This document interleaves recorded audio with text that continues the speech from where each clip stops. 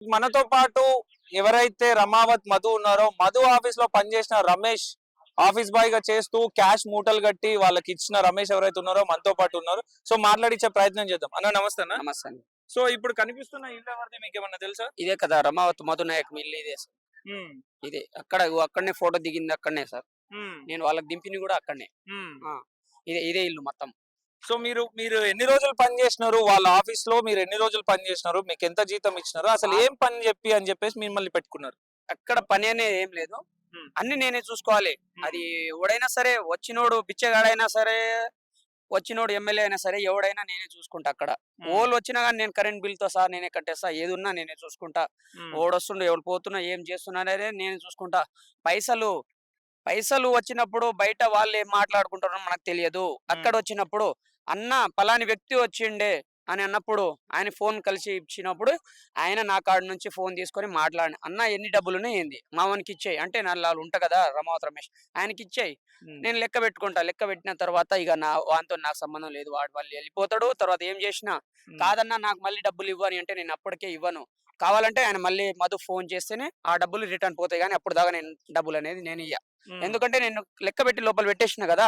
ఇక ఉమ్, మధు ఆయన రెస్పాన్స్ అయితేనే నేను మళ్ళీ ఇస్తాను. ఉమ్. అప్పుడు దాకా నేను డబ్బులు మళ్ళీ ఇవ్వను. అదే మరి అన్ని మూటలు మూటలు క్యాష్ లో అన్ని లక్షల లక్షల క్యాష్ మీకు తీసుకొచ్చి ఇస్తున్నప్పుడు మీకు ఎప్పుడు డౌట్ రాలేదా? నేను ఇలాంటి డౌట్ ఏం రాలేదు సార్. ఎందుకంటే ఈ డౌట్ ఎందుకు రాలే అని అంటే, నాతో పాటు నేనున్నా కదా ఆ ఆఫీస్ లోనే చాలా మంది అంటే పెద్ద పెద్దోళ్ళు వచ్చారు కదా. సరేలే ఇది పెద్దదే ఉంది, ఇది పెద్ద పెద్దోళ్ళు వస్తున్నారంటే పెద్దదే ఉంది, ఏదో చేస్తున్నారు. రియల్ ఎస్టేట్ అంటే ఇప్పుడు ఈ కాలంలో ఏది నడుస్తుంది ఎక్కువ, రియల్ ఎస్టేట్ ఎక్కువ నడుస్తుంది కదా. అదే రకంగా నేను అనుకున్నా. అప్పుడు దాకా మాకే డౌట్ రాలే, వీళ్ళకి కూడా ఏం డౌట్ రాలే. కోట్లు కోట్లు పెట్టిన వాళ్ళకే డౌట్ వస్తలేదు. నేను అల్లా జీతం ఉండేటోనికి నాకేం డౌట్ వస్తుంది చెప్పండి. నాకు ఇంతగానో డౌట్ వస్తే నువ్వు ఉంటే ఉండు, పోతే పో. ఇదే ఇదే ఇదే ప్లేస్ లో వాళ్ళు ఫోటో దిగింది. ఇదే ఇదే ఇదే ప్లేస్ లో ఇక్కడనే వాళ్ళు ఫోటో తీసింది.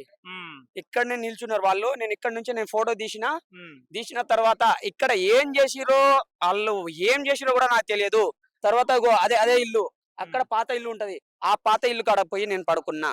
ఇదే తండకు మీరు వచ్చారు కదా, ఆ ఇల్లు కూడా చూపెడతా. అక్కడ పోయి నేను పడుకున్నా. ఈ ఊర్లో నాకు గుర్తుపట్టని మనిషే లేడు. ప్రతి ఓడు నాకు గుర్తుపడతాడు. నేను ఎందుకంటే ఇక్కడ ఆయనతో పాటు వస్తా, ఆయనతో పాటు ఉంటా కదా. అందరు నాకు గుర్తుపడతారు. ఇదే ఇల్లు, ఇది వాళ్ళకు. ఇప్పుడు వాళ్ళకి ఏమంటున్నారంటే, ఇది ఈ ఇల్లుకు ఎంత లక్షలు పెట్టి కట్టించినారా అని అంటున్నాను. జనాలకేం తెలుసు, తిరిగిన వాళ్ళకి తెలుసు కదా. ఇది దాదాపుగా 1,50,00,000 దాకా ఇప్పుడు ఖర్చు చేసిన డబ్బులు 1,50,00,000 దాకా ఖర్చు అయిపోయినాయి. ఇంకా 1 CR కి పనే ఉంది అల్లా. ఇంకా 1 కోటి రూపాయలు పనే ఉంది. ఇది మొత్తం ఆ రోజు అనుకున్నది ఎంత అని అంటే 2.5 కోట్లు దాకా ఇది అయిపోతది. ఇది మొత్తం ఆల్మోస్ట్ నువ్వు ఇంట్లో దిగాలంటేనే 2.5 కోట్లు అవుతుంది అని ఆ రోజు 1,50,00,000 దాకా అయిపోయింది. ఇంకో 1 కోటి రూపాయలు అయితే ఇది కూడా కంప్లీట్ అయిపోయే ఇల్లు ఇది.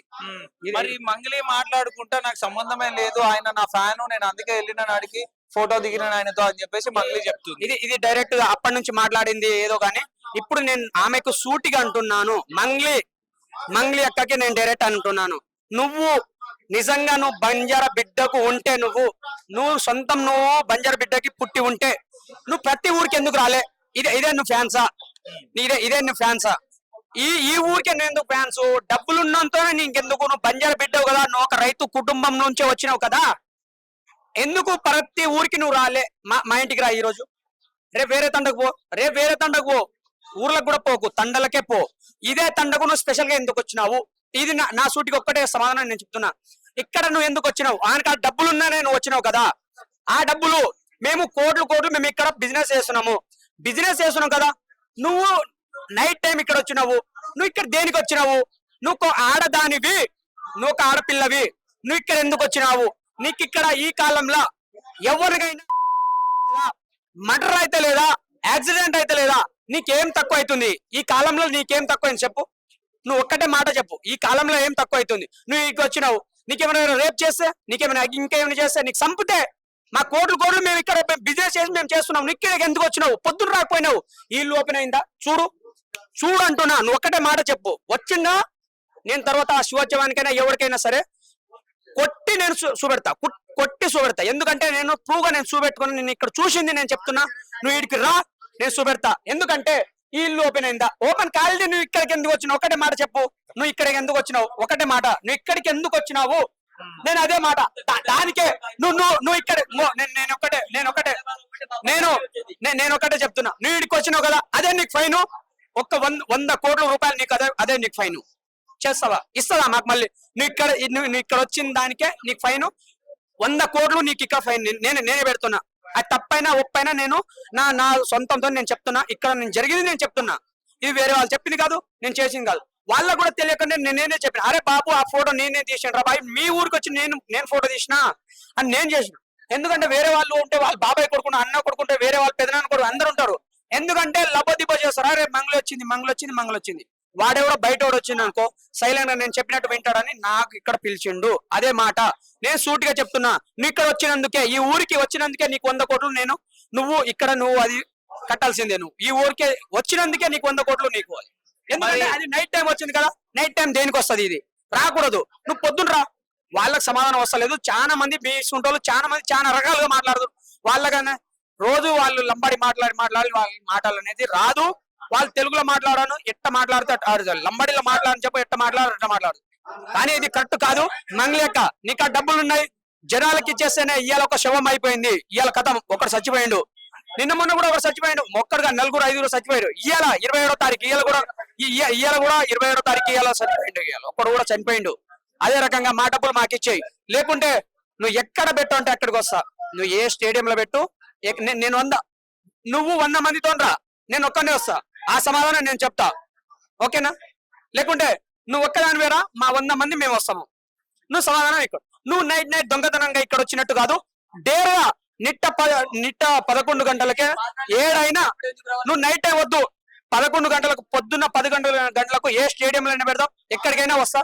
నేను ఆడికి వచ్చి నేను ఒక్కనే మాట్లాడతా. ఇప్పటి కూడా అంటున్నా, నువ్వు నాకు ఒక్క సమాధానం చెప్పు. నువ్వు నాకు ఒక్కనికే సమాధానం చెప్పు, వదిలేసి వెళ్ళిపోతా.